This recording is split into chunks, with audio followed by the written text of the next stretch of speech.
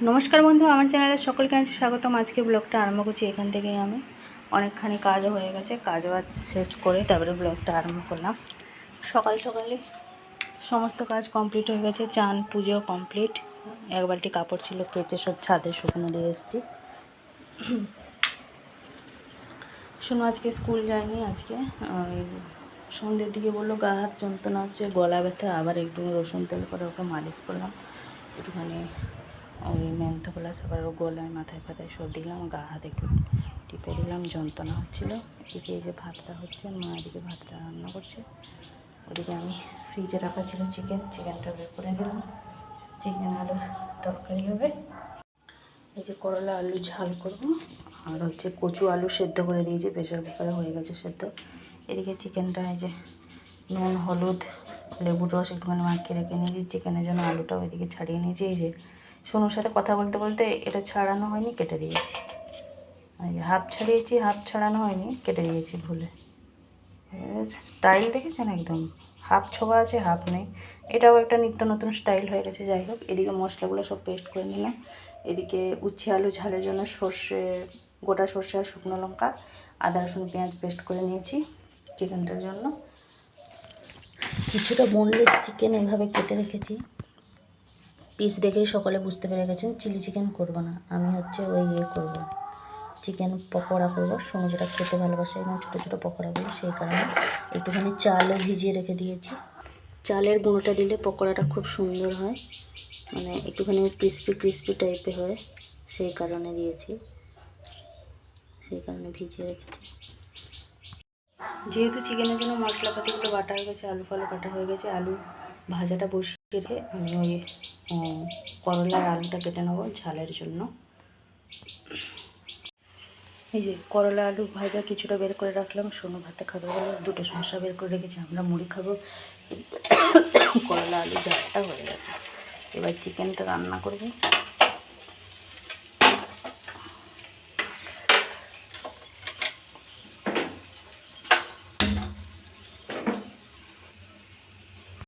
হ্যাঁ, তেতো তেতো লাগছে, উচ্ছেটা খেলে মুখটা ছাড়বে, তেতো খেলে মুখটা ছাড়ে, পেয়ারা খেলে ছাড়বে, তেতো খেলে ছাড়বে। দিয়ে চিকেন কষা দিয়ে দিয়েছি সোনুকে, ওদিকে ভাত দিয়েছি। দেখেছেন কত বড় বড় গাল তুলছে, একদম দু গালেই সব ভাত শেষ করে দেবে। হ্যাঁ, আর একটু আস্তে আস্তে তুলো মা, আর একটু কম তুলো, এত বেশি খেতে নেই। এখন 10টা 10, রান্না বান্না সমস্ত কিছু কমপ্লিট। সোনুরও চান হয়ে গেছে, রোদ পাকা জলে চান করলো সে, রোদ পাকা জলে দিয়ে দিয়েছিলাম। এদিকে আমার রান্না বান্না হয়ে গেছে, উচ্ছে আলু ঝাল চিকেন সব হয়ে গেছে। ও খাক আস্তে আস্তে, তারপরে ওর আবার পড়াও আছে, ওকে আবার দিতে যাব, মানে 12টার সময়। গরমও লাগছে, ছাদে গেছিলাম, মার সব কাপড় চোপড়গুলো নিয়ে ছাদে দিয়ে এলাম। আমি যেগুলো সকালবেলা খেয়েছিলাম সেগুলো দেখছি এখন বেশ শুকনো হয়ে গেছে, ওগুলো নিয়ে চলে এসেছি সব। এই যে দেখুন বন্ধুরা, পাখিটা এসে বসে আছে স্লাইডিং জানলাতে, জোরে জোরে কথা বললে এখন উড়ে যাবে। ও এখন বুঝতেই পারেনি যে আমরা এখানে আছি। দেখুন ডবল ডোর না, ওই জন্য বুঝতে পারেনি, এইবার উড়ে গেছে।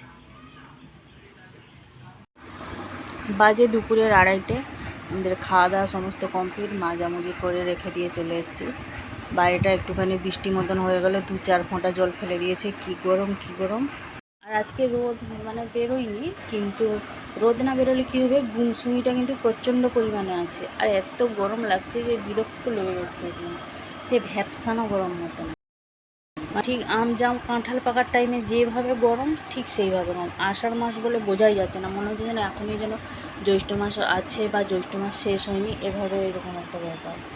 তো সুমিকে দিকে একটা প্যাড়া কেটে দিয়েছিলাম, একটা না দুটো প্যাড়া কেটে দিলাম।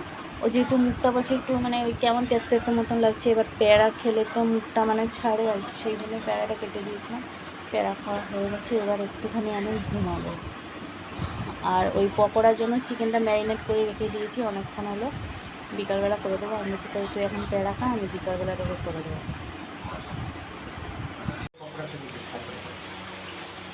বেজে গেছে বিকালের 5টা, এদিকে প্রচণ্ড পরিমাণে বৃষ্টি হচ্ছে, ভালোই একদম বৃষ্টিটা ধরেছে। মা এদিকে যে রান্নার জল ধরছে, মানে ওই ভাত রান্না হবে, সেই কারণে জলটাও কি সুন্দর পরিষ্কার এসছে।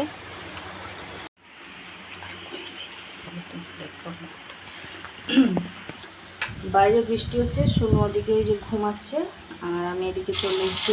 পকোড়াটা আমি আগের থেকে সব ম্যারিনেট করে রেখেছিলাম, নিয়ে চলে এসেছি। আর অন্যদিকে বসিয়েছি চা, লাল চা বসিয়েছি। আর এদিকে যে পকোড়াগুলো হয়ে গেছে। এবার পকোড়াগুলো অনেকে আছে এমনি খায়, কিন্তু আমরা এমনি খাই না, ওই চাট মশলা, একটু লেবুর রস আর জলজিরা, যাই হোক এগুলো দিয়ে মাখাবো। আর এই যে ব্যাটারটা, এটা বেশি হয়েছে, এটা শুধু হচ্ছে চালের গুঁড়ো, এটা আমি খাবো ওই জন্য দিয়ে দিলাম। আমার ভালো লাগে চালের গুঁড়োটা এরকম খেতে। আর আজকে মানে পকোড়াগুলো খুবই একদম ক্রিস্পি হয়েছে, আমি বললাম না যে মানে ওই চালের গুঁড়োটা দিলে পকোড়াগুলো খুব সুন্দর হয়, সেই কারণে।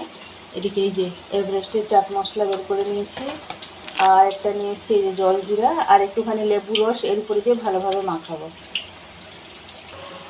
এই যে এদিকে পকোড়া কমপ্লিট হয়ে গেছে, কেটে নিয়েছি লেবু।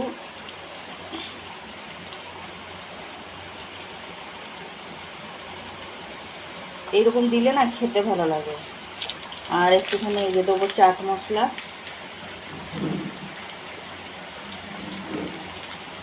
আর সামান্য একটুখানি দেবো জলজিরে।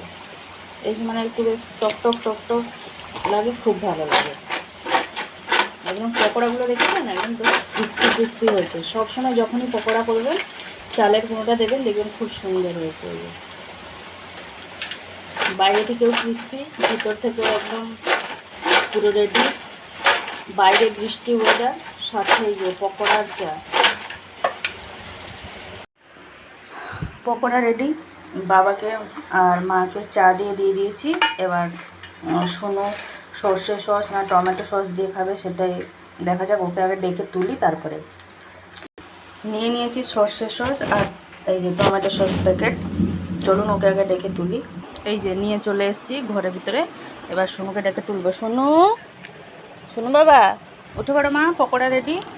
সস নিয়ে চলে এসেছি, টমেটো সস, সর্ষে সস পড়েছি আমি সোনুর কাছে। সোনু এখানে সোফাতে বসেছে, আমি এখানে একটা খাবো, বলছে ভালোই লাগছে সস দিয়ে।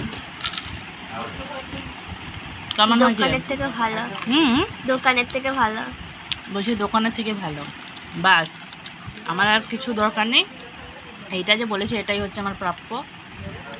প্রত্যেকবার মাংস আসতে তুমি কিছুটা মাংস তুলে রেখে দেবে, পকোড়া করবে। বলছে প্রত্যেকবারে মাংস আমার জন্য এইভাবে পকোড়া করে দেবে, দোকানের থেকেও ভালো।